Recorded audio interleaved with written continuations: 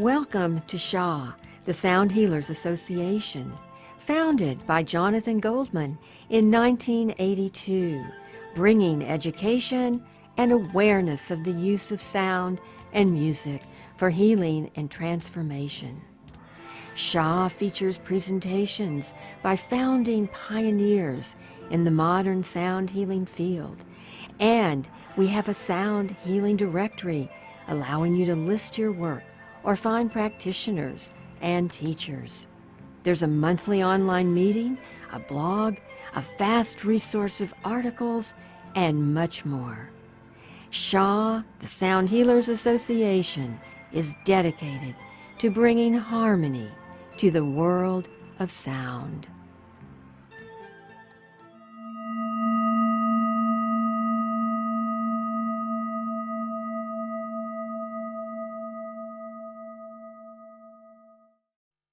Hello and greetings and welcome to this, the August 23rd, 2022 Sound Satsang with me, Jonathan Goldman, and it's going to be I'm very, very excited. I'm great to have you, first of all, here. So thank you so very, very much for joining us. It's going to be a fabulous hour well spent with all sorts of things. But first and foremost, I just want to basically thank the people who have helped contribute to bring this together. Thanks to Humanity's team, Steve Farrell, Garth Catterall, the Sound Healers Association, Nasiri Suzanne, Healing Sounds, Alex Sims, and my beloved Andi Goldman, who will be joining us later. And I am Jonathan Goldman. And this, again, is the Sound Satsang. So thank you for coming. A satsang is, if you like, a community. It is a teaching. It is all sorts of things. It reminds me that 40 years ago, we started the Sound Healers Association, and each month there would be an extraordinary teacher who would come forth and bring their knowledge to this group of people. And on a level, I am attempting to keep all the extraordinary information that was given to me and generated out to you through these different teachings. And the teachings, if you like, are composed of a topic, and we'll talk on the topic for a while, and then we do a global guided meditation, because if we are together, we really need to put our energies together to assist and create higher levels of consciousness and vibration on our planet.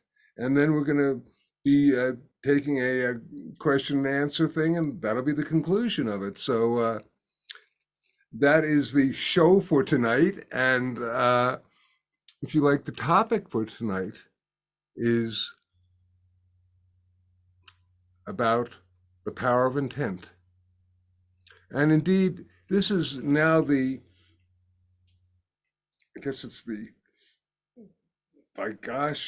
it's the third when we've done the second, if you like, aspect of the 4 pillars of sound healing. And these 4 pillars of sound healing are: number 1, everything is vibration; number 2, intent is powerful; number 3, we are all unique vibratory beings; and number 4, silence is golden. So tonight we're going to be talking about intention, if you like.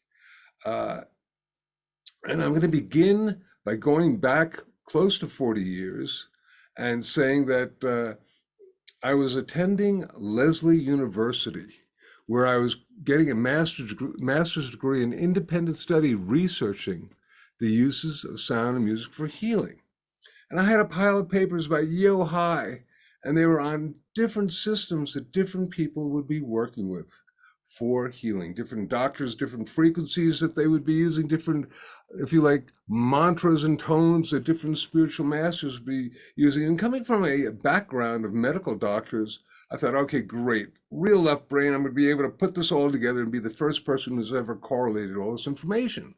But as I did that, I began to see that the information did not align. You would have Dr. X who would be using a particular set of frequencies for one organ, and Dr. Y who would be using different frequencies for the same organ, yet they were both claiming success. You'd have Spiritual Master A who would be using a particular mantra for a particular chakra, and Spiritual Master B using a completely different mantra for the same chakra. And I thought, how can this be? Oh my goodness gracious. And I was really in a state of intellectual angst. I remember sitting in a chair in front of a computer, rocking back and forth, trying to figure out how it could be. And an inner voice said, it is not only the frequency of the sound that creates its effect. It is also the intention of the person making and receiving the sound. And I wrote down the words frequency plus intent equals healing. And this formula, I think, is probably more important now than back when I first came out in the very early 80s. But I will tell you that when it first came out and I began to share it with particularly different scientists and doctors, they would kind of look at me and scratch their heads or whatnot and just say, you know, where are you from, son? You know, this is not something we deal with. The idea of intentionality was just something that just did not fall into the scientific realms. But blessed be,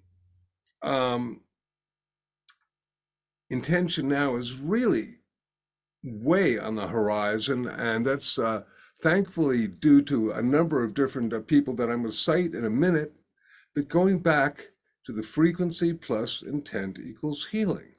What that means is that the consciousness of the person making and receiving the sound, the consciousness can be encoded upon the sound and create the overall outcome or the effect of the sound. And indeed, I have a couple of sub-corollaries, if you like. First one is vocalization, making sound, plus visualization equals manifestation. Now, vocalization plus visualization equals manifestation. Wow. And the last one, which I'll probably talk about later, is sound plus belief equals outcome. They all basically mean the same thing. And when I first came up with this formula, I thought, oh boy, aren't I original? Didn't I really come up with something new, you know? And then I realized that most of the magical traditions on our planet have, for the most part, utilized this formula, the magical spiritual traditions, throughout all of their practice. And I'd like to suggest you probably see some, for example, Tibetan tankas in the background. The Tibetan tradition is deeply seeped in the idea of doing mantras and invoking and visualizing these different deities. Same thing true with the Hindu tradition and their deities. In fact, most of the magical traditions, the Kabbalistic traditions, all these different traditions will use a combination of sound coupled with visualization, intent, feeling, what. Now we're going to talk about different ways that this can be done a little later, but they utilize this, and it's really ancient. In fact, I have not found too many. I'm sure there's always an exception, but for the most part, every time I looked at a particular shamanic group, magical group, spiritual group, they would be doing some sort of prayer, blessing, visualization, whatever you want to call it, coupling with the sound. The sound was also always a very, very important thing. With this in mind, I want to suggest, did you know that the word abracadabra actually means I will create as I make sound? So, you know, the idea of the magician pulling a rabbit out of a hat and saying abracadabra. Wow, abracadabra has as its origins, it's apparently an ancient Aramaic sound, but that's also a great example of and we'll talk about this now, the whole frequency plus intent. Intent really started coming in, from my perspective, into really the sciences, really with the wonderful book by Bruce Lipton called The Biology of Belief. And he talks about some wonderful, wonderful, if you like, extraordinary examples of how our mind, our consciousness can interface with our physical body. And oftentimes, science has, for the most part, first looked at this phenomena and they called it the placebo effect, meaning to please, and they really dismissed it. But with Bruce's work, he would talk about the fact that the placebo effect could be at times up to 80% effective in terms of healing people of different imbalances. And once again, it depends on the imbalance, that occurs with that 80%, but sometimes that would be true. And coupled with the placebo is the concept of the nocebo, or the idea that something negative or bad would happen with either a drug or a vibration or whatnot. And this, if you like, is almost an example of when I said abracadabra, and I was thinking, if people made enough fun of a sound, they would almost take away its power. So that's just something to think about, is the idea that can we empower different sounds? Can we empower different frequencies? Can we empower different tones with our thoughts? And, is it easier to basically tap into the morphic field, the vibrational field, the energy field of a mantra that is being chanted every day by thousands of people versus trying to, if you like, reactivate one that's many millennia old that has not resonated on the planet? So these are just some things to think about. Talking about placebo, Joe Dispenza did his first book, You Are the Placebo, with just all these different, if you like, stories of people using the placebo effect and assisting there. And he began to really delve into the whole aspect of the quantum field, which we'll talk about a little bit more, but the idea that there's sort of an unmanifested field of reality. And this unmanifested field of reality can be tapped into and brought forth, which is a great idea. Lynn McTaggart did her intention experiments and has also written another book called The Field. And she's finally gotten into doing the Power of 8, which is talking about how small groups with intentionality can create and really make deep changes on people's personal levels, and also on planetary levels. More on this in a minute. Our dear brother Greg Braden, with his Isaiah effect, really brought into aspect of being the really importance of, if you like, the lost mode of prayer. And this lost mode of prayer is the idea that you don't petition the Lord with prayer. That's okay. But if you want most effectively to manifest your prayers, your ideas, your thoughts, you do it with feeling, and you do it with feeling that it has already happened. And this seems to be a major key, the idea of feeling it with a knowing that it has already happened. This actually, for those of you who want to get back to it, Wayne Dyer is a person who did the book Power of Intention, and he credits, as does Greg, a fellow by the name of Neville, who came from I think he came from Barbados, and he was just in the early 1920s, 30s, doing wonderful books on affirmation, etc., an affirmation for manifestation. So those are just some people, but perhaps my, if you like, favorite person who really did stuff that for me was mind-boggling, because I could see this, and I know that a lot of you are familiar with this, is Masaru Emoto. And his first book, which was Message from Water. And what he would do was he would take water, usually distilled water, but sometimes he would take water from nature or water from that was polluted. We'll talk about that in a minute.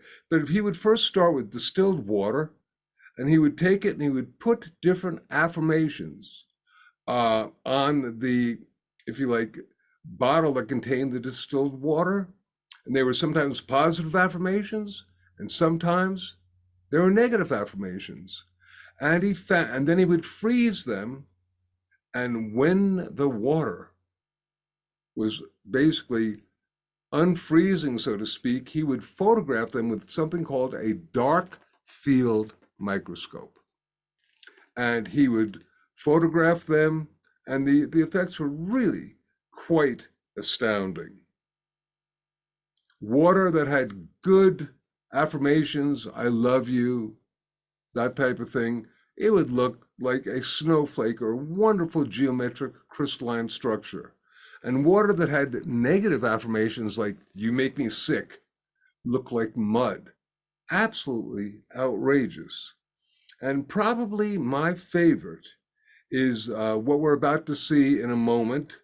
And this is water that he first photographed from the Fujiwara Dam. So Garth, if you can get this going, you'll hear my voice as we speak. So I'll take a pause just because I wanted you to see this, because this changed me when I saw this. So here is water from the Fujiwara Dam, which is a polluted dam in Japan. And because it's polluted water, it looks like mud. And that would sort of make sense if you think that bad thought forms, bad thoughts, but here we are, stuff that's polluted looks like mud. And then he said, okay, what would happen if I had a Buddhist priest pray over this water? What would happen if I had a priest? So he basically had a priest pray over the water for about 20 minutes, and he rephotographed it. And this is what the water looked like. This is water that I actually went out of my way to really investigate what was the prayer that was used. And for those of you who know it, it's the Buddhist mantra, the Heart Sutra. Gate gate paragate parasam gate bodhisvaha. A powerful, wonderful, wonderful mantra. But this mantra basically was utilized, and it literally changed the water. And I have to say, this affirmed if you like, a vision that I had that sound could be used to purify water. So here again, we have sort of an A-B, the original water, and then after it was chanted over.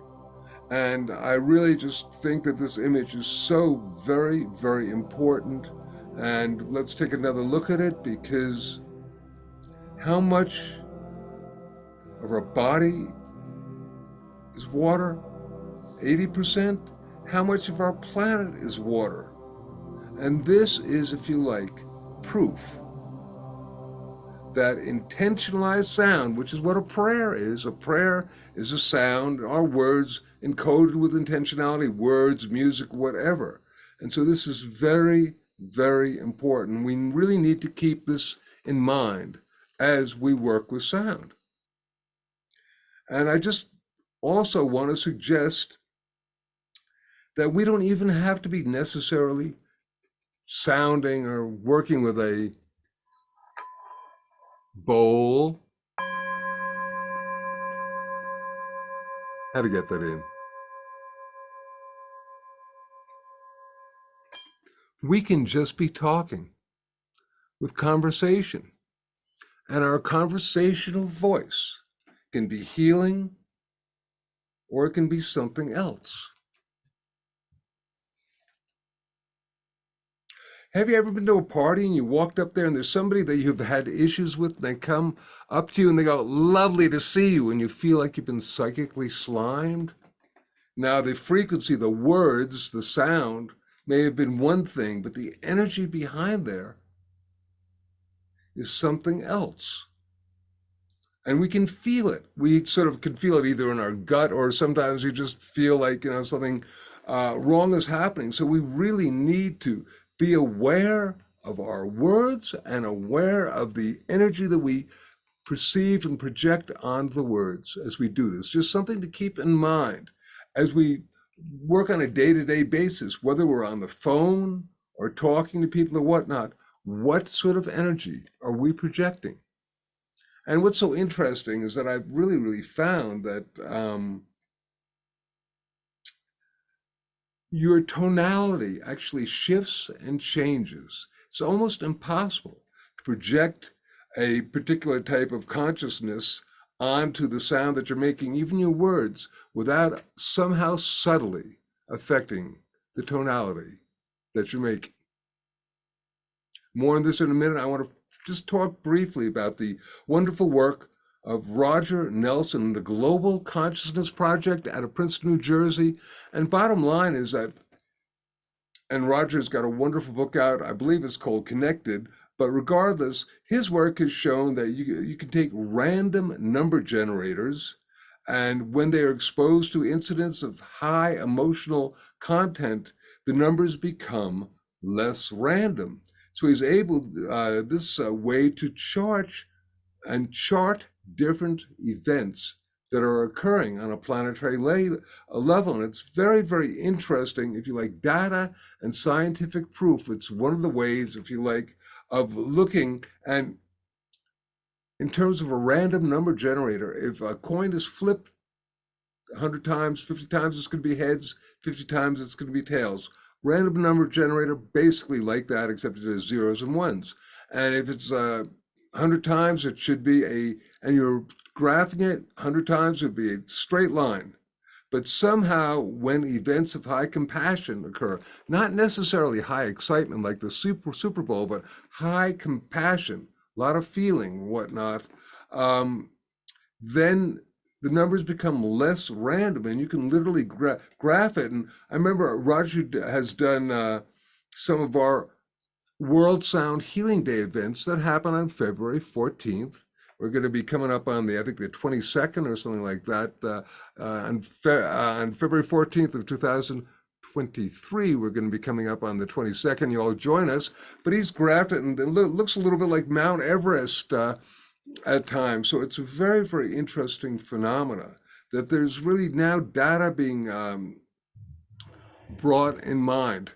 I'm going to tell you a little bit more about that in a moment. First, I just want to tell you, one of my first experiences in sound many years ago was an exercise called the Song of the Soul, where I would be holding a quartz crystal. I'd be in the center of a circle. People would be chanting or toning my name while they would be projecting an intentionality. And it literally was almost, for me, a psychotropic experience. And I've since actually led that exercise hundreds and hundreds of times, as well as another exercise called name as mantra. We simply sing someone's name on the steps of a major scale while projecting a particular color that they would like and a particular affirmation or intentionality that they would like. And time after time, people would receive what they wanted to receive. And I'd like to suggest that this seems to be, if we were totally locked into a particular frequency, being akin to a particular color or a particular emotion or a particular whatnot, then we couldn't have done that, because people were singing all sorts of different notes. So the sound was the carrier of the consciousness, and it didn't really almost matter at the time what the sound was, as long as we were doing the sound with the intentionality. You can encode any color, intention, geometric form with any sound. Okay, take a breath for a moment, get to my next page, and in a very brief time now. I trust you are all still following me. I know that I'm going pretty fast. And I have to tell you real quick, I decide on a topic and I really research what I've known before and also finding out some new stuff about it. And I love it because it is a great opportunity. The only difficulty is trying to compress all this incredible information in a short amount of time. So I trust I'm doing well. And I want to just talk about ways that we can test for intentionality. And one of the very first ways is kinesiology, which is a method of muscle testing. A lot of you go to, obviously, chiropractors or all sorts of different healers who use muscle testing that was actually brought over to the United States from England by a chiropractor named George Goodhart. And then a medical doctor by the name of John Diamond began to utilize it in conjunction with music. And one of his books was called Your Body Speaks Your Mind. And he found that different music affected you and would affect your energy field, your vibratory field, your, if you like, and how and why is that? And then another fellow by the name of David Hawkins, also a medical doctor, you worked with the kinesiology to basically determine the vibrational rates of the different intentionalities of music and sound. Very, very interesting. I can tell you a real quick story because I'm a little sometimes questionable about kinesiology, but I had the experience many years ago of somebody who knew my doubts. So they basically took two records, LPs, if you like. You remember those? And this was the same piece of music done by the same orchestra, just had different conductors. And the person doing this asked me to check myself out. And the first piece of music really caused me to chill out. I was breathing deeply. I checked my pulse. It was nice and relaxed. Everything was cool. And the second piece of music, I started getting a little, if you like, nervous. Heart rate, respiration was erratic. And I couldn't get it because it sounded the same. And then this person told me, okay, the difference was the conductor. The first one, the music that relaxed me, was done by a conductor who's really in the, if you like, the zen of music. And the other one was a real egotistical, we must get it right. And that was a music that he encoded that vibration onto the music. It was an extraordinary experience for me in terms of going, wow, this is really real. I'm going to mention a couple of other people who are doing some very, very wonderful work with sound. One of them is Dr. Kathleen Riley, who is basically showing how the neuromuscular system is being affected by intentionality. Very, very cool. And this then brings in our heart-brain coherence and heart rate variability that we are going to be leading you in an exercise in a few minutes with my beloved wife, Andi. And the other person doing some extraordinary work is John Stuart Reed. Some of you may know about him. He's a wonderful friend of ours, and he basically did these great experiments using red blood cells, different vials of blood, and he would expose them to music. And what he found was that certain types of music would cause blood cells to all of a sudden begin to literally regenerate, and that the cells should be dying, but the music caused them to regenerate. How cool. And then as part of the experiment, he went one step further. He took the vial of blood cell and he put it in a Faraday cage with no music at all.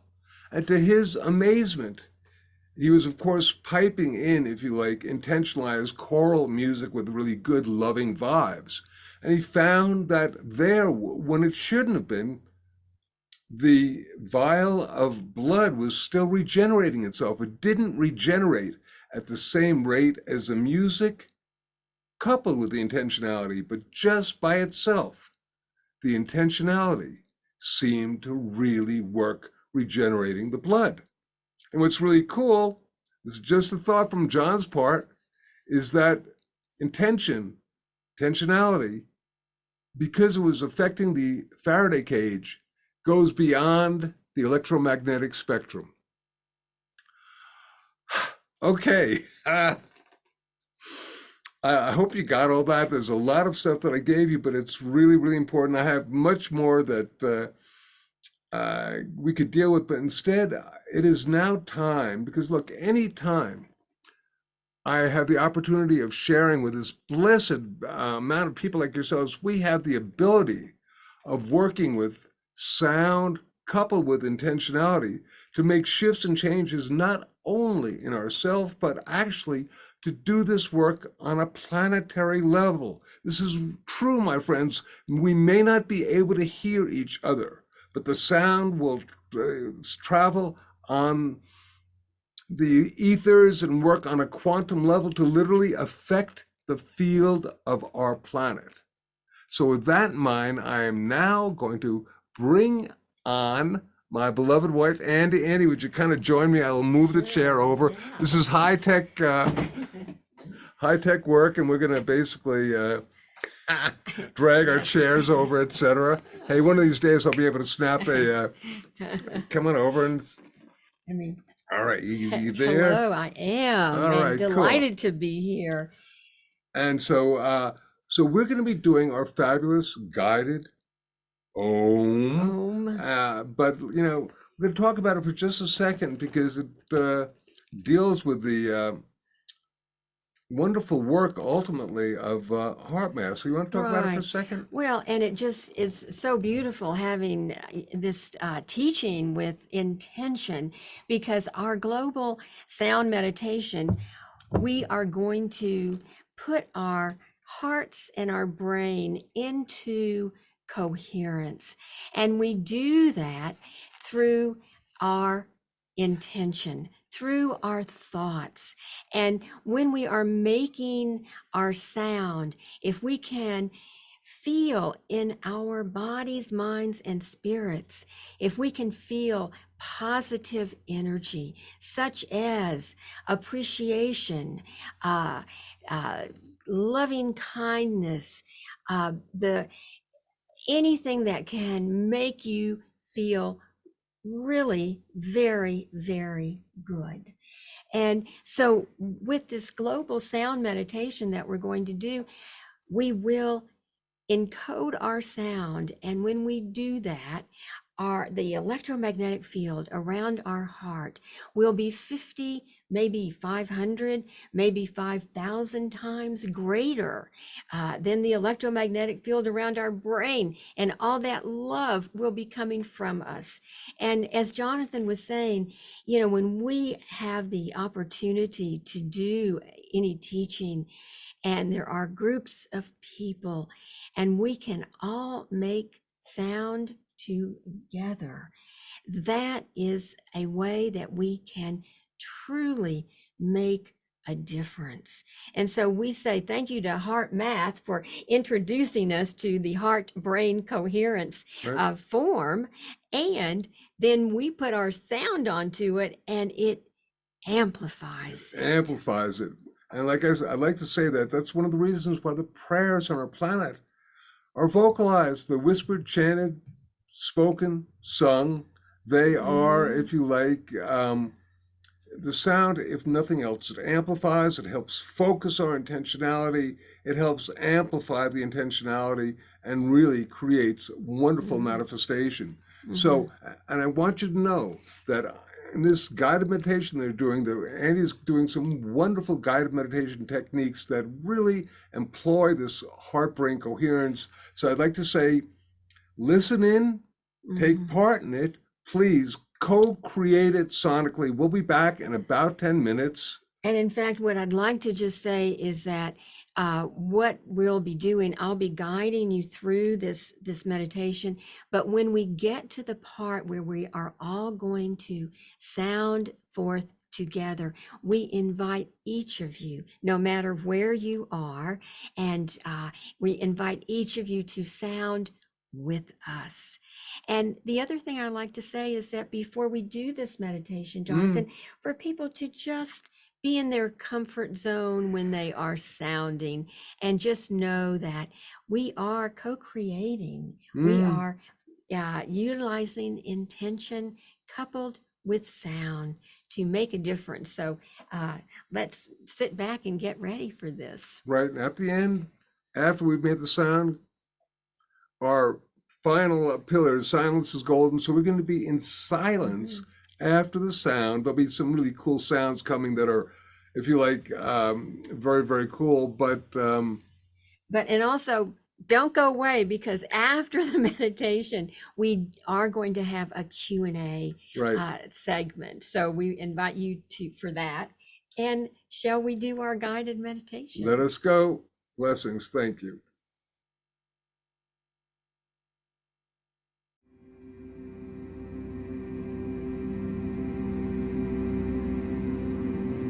The purpose for this meditation is to project a sound encoded with the energies of light and love, and project healing to the Gaia matrix, our beloved planet Earth.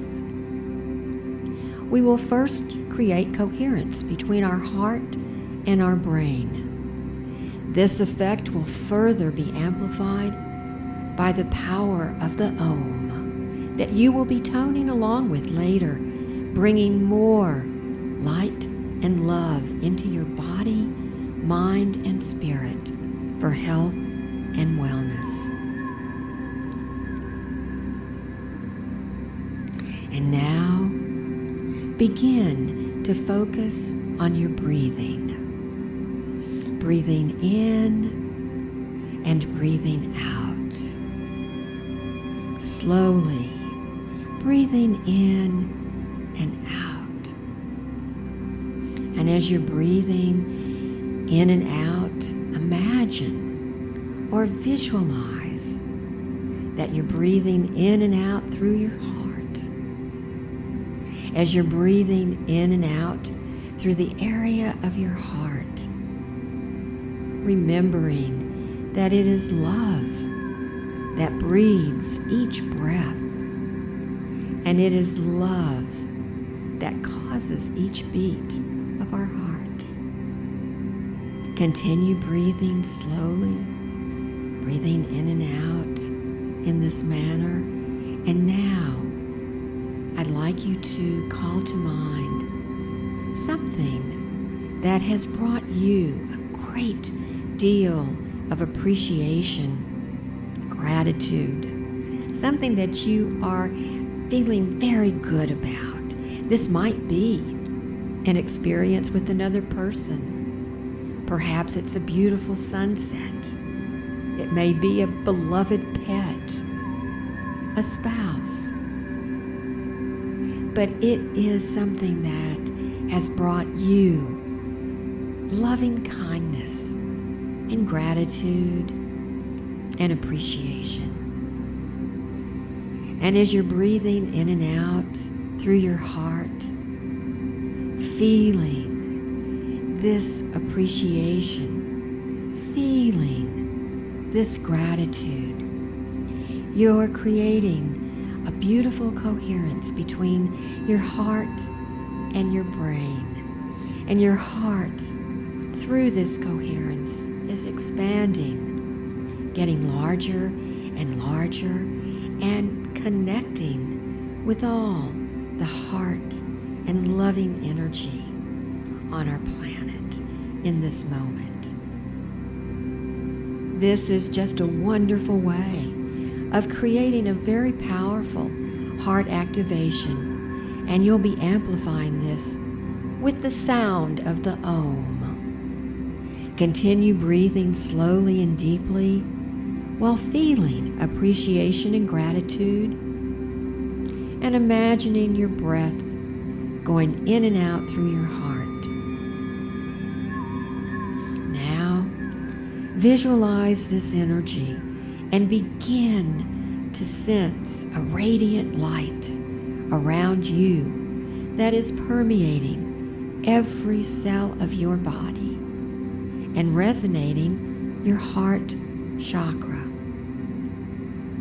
In a moment, we'll begin to gently sound forth with the power of the Om. And as you do this, visualize the planet Earth as a holographic image floating in front of you.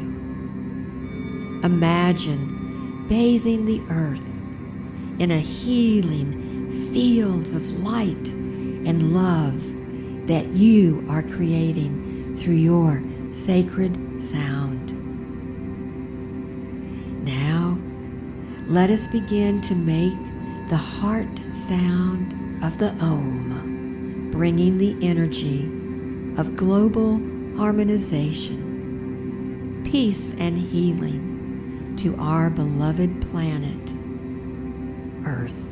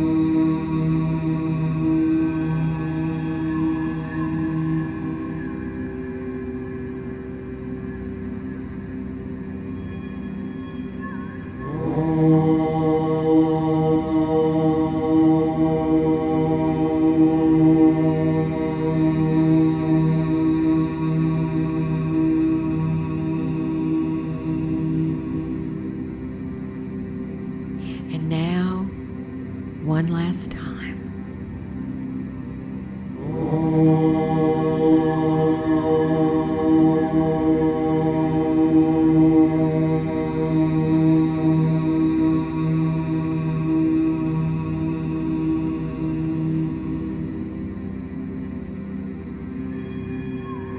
Now, being in silence, visualizing all the light and love through sound that you have manifested, resonating and bringing to Earth and yourself to a deep state of healing.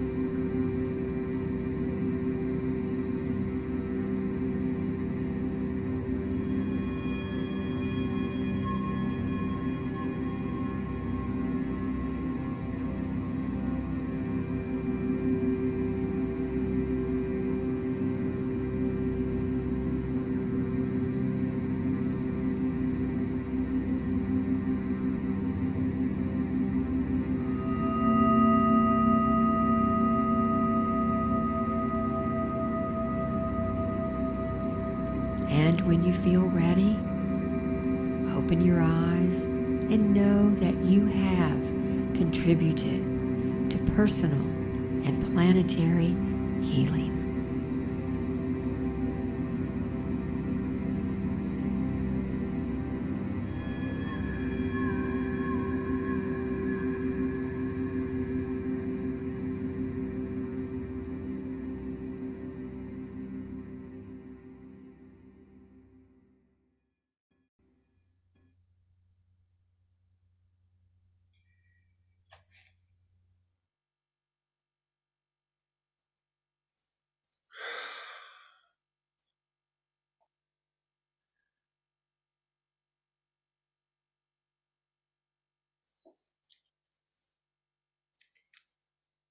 We hope that everyone enjoyed that meditation. I could feel everybody's field interfacing, the sound, the consciousness. It was really, I trust that you could feel that too, because if I could feel that, if we could feel that, Yeah, absolutely. you know? And you know, Jonathan, what I like so much about the whole subject of intention is that we get to be co-creators and we get to participate because we are the intention, basically. So anyway, that was lovely. That was wonderful. Lovely. So thank you all for really being part of that. And that's cool. And I was thinking that this will ultimately be recorded, be on YouTube, and our fields will then interface in the future with other people's. And there are thousands of people who watch these things. So how cool is it? There is an extraordinary effect that is occurring now and will occur because time and space are, if you like, just constraints of the lower mind. So it's all happening now, and we are one. And give thanks. Cool. So, Andy, Jonathan. it is now time for our question and answer thing. I know we've got a couple of questions. We do. We've got a couple of really very good questions, and thank the people who did send in questions. And I'd like to read this first question. And just acknowledging that these came in to our via email. info@healingsounds.com. They basically came in, and it's, I don't even think I announced necessarily what the topic might have been, but they came in because that's the way the universe works. Everything is so interrelated, and I thought, well, this is a great, so yeah. All right, Jonathan. So the first question that is from a lovely person by the name of Harvey, and he wants to know what the relationship between frequency and intention is. Is it all just really placebo or intention? Does the sound really matter? Can you speak to this question, Jonathan? Because it is one that many people are wanting answer to. I literally have been getting this as a question for close to 40 years. When I first came up with the formula, people are like, well, okay, and they start today. Well, intention, well, is it all then just intent? And I actually spent a bit of time really trying to research as much as I could, and also having conversations with you and a number of colleagues, and our wonderful Healing Sounds operations manager, Alec Sims, had some wonderful ideas on this whole thing. And bottom line is people have been saying, okay, well, is it just intent? Can you make any sound? And ultimately the answer is, it depends. It depends. What is the situation? I think the key word always is balance. It is frequency plus intent. It's not just the intent alone, nor is it just the frequency, but there is, if you like, a synergistic effect that occurs. And it can vary also from person to person and from situation to situation. And also times, mind you, that oftentimes intent is very subtle and we may not be aware of its power initially. It may work more on the subtle body than on the physical body. And at the same time, the same thing, though, is true with sound. We'll be talking about harmonics at some point, but harmonics are the embodiment Mm-hmm. of, the subtlety of sound. So on a level, I'd love to say, well, it's this or it's that, or it's 40% this and 60% that. But I would like to sort of suggest that unless you are a person who can easily levitate or walk through walls or whatnot, in that case, you probably don't have to pay much attention to what the frequency is. But other than that, the intention is important, but I think it's balancing. Andy, what do you got to say about that? Well, I like that. It is that balance. But, the bottom line, too, Jonathan, Mm, is that sound affects us. It affects us no matter what. On a physical level, we have this physical body. mm. And so the sound is going to affect us virtually because of that. And there are two ways really that are very powerful ways that sound affects us. And one is called psychoacoustics. And that is when we are simply listening. That is when the sound goes in through our ears, travels down our auditory pathway into our brain, and it affects our nervous system. It affects our brain waves, our heart rate. And so we are affected simply even by listening to sound. The other way is through vibroacoustics, and that is when the sound goes directly into our bodies at a cellular level. And when we are making sound, that is happening. And of course, we always like to, when we're talking about humming, which we have been talking about quite a bit lately, that sound is really the most powerful vibroacoustic sound that we can actually make. But so no matter what we do, we are going to be affected by the sound. Right, and talking about humming just as a thing, so you're going to get the vibrations of the hum, and you're going to get the physiological effects that occur, the release of melatonin Oxytocin. and nitric oxide and all sorts of other things like that. But on a level with our intentionality, we can really direct the sound to different parts of our body for different purposes. So once again, they work together, kind of like peanut butter and jelly. They just really, really work together. Yeah, And I yeah. just like to say that once again, so it's a combination of Mhm. frequency plus intent. And it really, you can tell stories of, oh, here's the case where it was mostly the frequency. Here's the case where it was mostly the intent. Depends on the person, the situation. Mhm. Mhm. What Mhm. works for one person may not necessarily work for another person. So I Mhm. mean, and this is actually gets into our topic for next month, which is the topic of being unique vibratory beings. And this falls so much into the realm of how, much intention is working on us and why and when. Mhm. Do we have another question? You know what, Jonathan? We do. We have several more questions. Ah, I don't know that we'll have time, but we do. This next one all right. is from a lovely person by the name of Jane. And she would like to know, and this is a great All question. right. What is the best way to encode intention? Tell us how to do Right. that, So Jonathan. it's so interesting because this just gets back again to our being unique vibratory beings. And we had a wonderful way of encoding intent when we just did the heart brain coherence, a great way of putting intention on there. But when I first came up with the frequency plus intent or vocalization plus visualization, well, some people are brilliant visualizers. They are, they're great. They can see it and they can put it on the sound.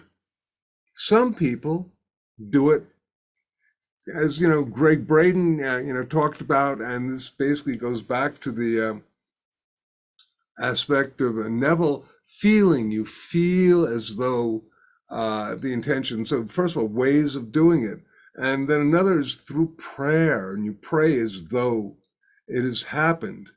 And so you can work with appreciation or gratitude. One time, a while ago, and I read this, and I don't think it's 100%. It was just a thought. So this is another thought: was that best way to encode intent when you are doing a sound is on the still point between the in breath and the out breath. I don't believe that's 100%. I think that's an okay thing to kind of believe, but I think that we have a million different ways of doing things, and what works for you, and you'll know it because you can feel it, and the person receiving it will feel it. Any thoughts? Well, also, Jonathan, one of the ways that we can project the intention is to, for instance, say we have, a headache or something Mm, like that. And what I've done and what I can share is that, I will close my eyes and I will make a sound, but before I make the sound, I will imagine or visualize that that sound is going to that part of my head that hurts. And so I think too that we can, encode our thoughts and then put it, then sound, right, and put it, there's not let it, necessarily a time. It doesn't. I was giving a thought yeah. about the on the in breath, and I never bought that as 100%. I thought it was an okay Oh, technique, it's a but just way, it's it's a a way. way, it's a way. But indeed, um, trying to, or not trying to, but having the intention. And then as we're making the sound, you can be on the in breath, the out breath, and the sound Mm-hmm, itself. You can visualize it, you mm-hmm, can imagine it, you can visualize it, you can feel it, mm-hmm. you can like just knock it out with gratitude and appreciation. So there are all these different Yeah. ways. One can go on,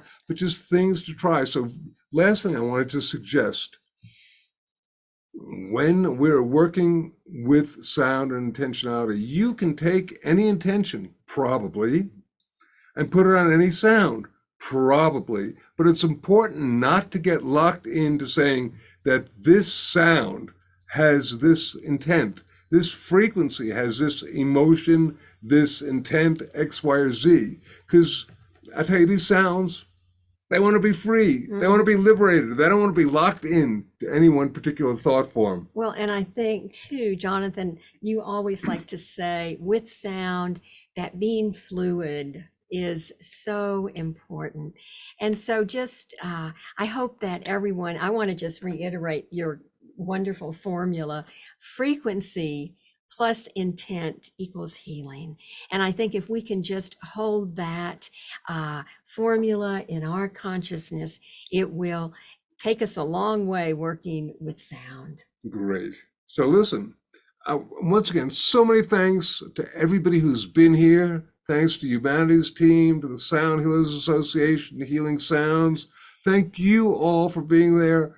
Um, Come visit us at our website, healingsounds.com. Yeah. If you haven't been there, it's a great website. And And be sure and go to the Sound Healers Association website oh, and great stuff there. join Great and become stuff. a member of SHA. It's SoundHealersAssociation.org. It's the oldest, been around the longest of any organization on sound. So do that. And thank you to our managing director, Nasiri. She's right there ready to help you. And just so happy that you all have joined us tonight. And Jonathan, thank you for inviting me on. I really enjoyed doing the meditation, and it's been a lovely time. Beautiful. And Garth Catterall, thank you so much, man behind the curtain, for making it all happen. So we say to you all, we will see you next month. I believe the date, it's going to be our fabulous autumnal equinox sound satsang. So come join us then on September 22nd. what a blessing. I think that might be 8 o'clock. I'm not sure. We'll let you know. You know, But do join us next month and every month, because it is a joy to share these teachings with you. Bye-bye now, and thank you. Blessings of light and love through sound. We heal the planet. We heal ourselves. We heal ourselves. And we heal the planet. Bye-bye now. Bye.